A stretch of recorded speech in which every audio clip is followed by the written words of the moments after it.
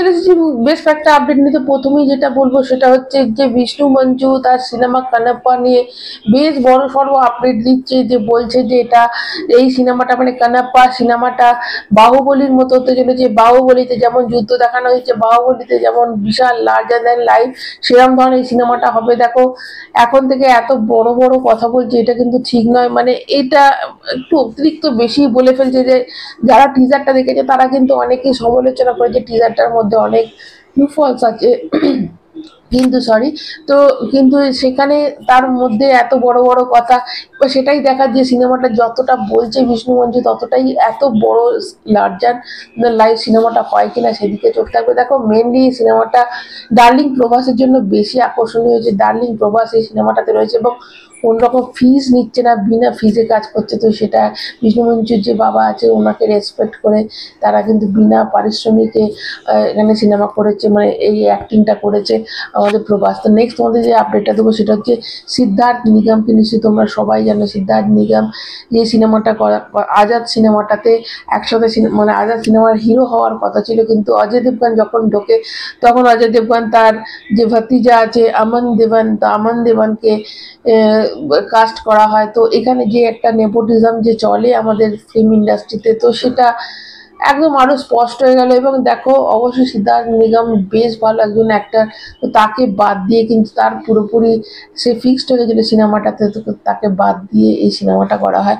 Next তোমাদের যে আপডেটটা দেবো সেটা হচ্ছে আমির খানের সিতারে জামিন পার নিয়ে। এই সিনেমাটা তোমরা জানো যে চ্যাম্পিয়ন সিনেমা, একটা ফরেন সিনেমার চ্যাম্পিয়ন, তার রিমেক এটা। তো প্রথমে কিন্তু আমির খান এই সিনেমাটা করতে চায়নি, সে জানতো যে এই সিনেমাটা যেহেতু রিমেক হচ্ছে, এই সিনেমাটা করলে অনেক অনেক সমালোচনা আসবে, অনেক কিছু আসবে। সে প্রথমেই সে কিন্তু শিবা কার্তিককে, যে তামিল সিনেমা হিরো, তার কাছে অফারটা দেওয়া হয়, সে কিন্তু না করে দেয়।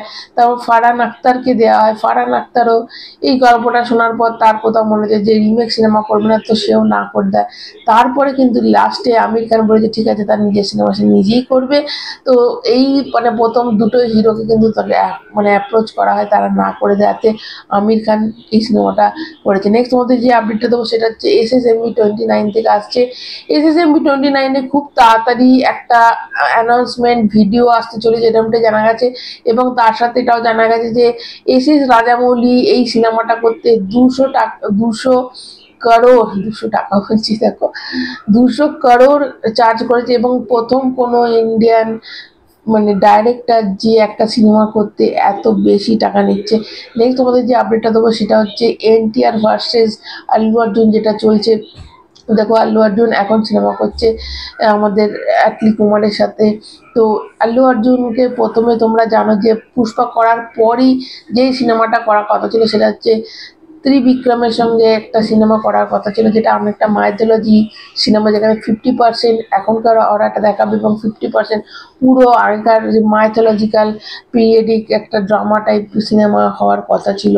মানে কিন্তু আল্লু অর্জুন কিন্তু প্রথম দিকে অনেকবার সেই আলোচনায় যোগদানও করেছে, এবং তোমরা জানো একটা সিনেমা হওয়ার আগে অনেক আলোচনা হয়, সিনেমাটা ন্যারেশন করা শোনানো হয়, এবং যে যে একটা মানে একটা ওয়ার্কশপ চলে, সবাই কোনে থাকে তখন এটা ন্যারেট করে বলা হয়। এবং সেটা শোনার পর আল্লু অর্জুনের কোথাও যেন মনে হচ্ছে যে সিনেমাটা ঠিক জাস্টিস করতে পারবে না ত্রিবিক্রম, তার জায়গায় SS রাজামৌলি থাকলে কিন্তু অনেক বেশি ভালো করতে পারবে। তো সেইখানে কিন্তু আল্লু অর্জুন এই সিনেমাটা থেকে না করে দিয়েছে, এবং এই সিনেমাটা শোনা যাচ্ছে যে ত্রিবিক্রম বলছে না এরম ধরনের সে সিনেমা করবে, এবং এই সিনেমাটাতে NTR-কে নেওয়া হয়েছে।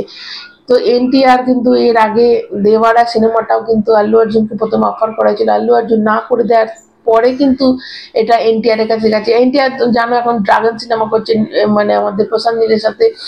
তো প্রশান্ত নীল এই ড্রাগন করে দেওয়ার পর হয়তো সালারে হাত দেবে, কিন্তু এর মাঝে কিন্তু এই সিনেমাটা করার পর মানে অ্যাটলিস্ট 6 সিনেমা করার পর আল্লু অর্জুনের নেক্সট সিনেমা কিন্তু আল্লু অর্জুন চাইছে এখন বড় বড় ডাইরেক্টরের সাথে সিনেমা করতে, যেহেতু তার পুষ্পা একটু বিশাল হিট করে গেছে, সে তো সবসময় সে চাইবে যে এমন একজন ডাইরেক্টরের সাথে করবে যে ফ্লপ হওয়ার সংখ্যাটা খুব কম।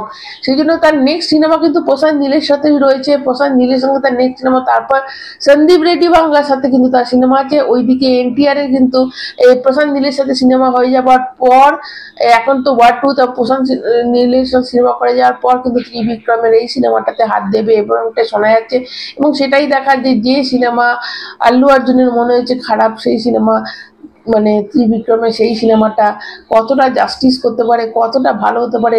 তাহলে কি আল্লু অর্জুন যে ওটা ছেড়ে এসে মানে আমাদের অ্যাটলিস্ট সিক্সে ঢুকেছে, সেটা কি ভুল করেছে না ঠিক করেছে, সেটা তো সময় বলবে। যে তোমাদের মধ্যে কি আল্লু অর্জুন কি ঠিক ডিসিশন নিয়েছে, অবশ্যই কমেন্টের মাধ্যমে জানাতে বলবেন। যারা নতুন তারা চ্যানেলটা সাবস্ক্রাইব করবে। সবাই ভালো থাকার মতো, টাটা।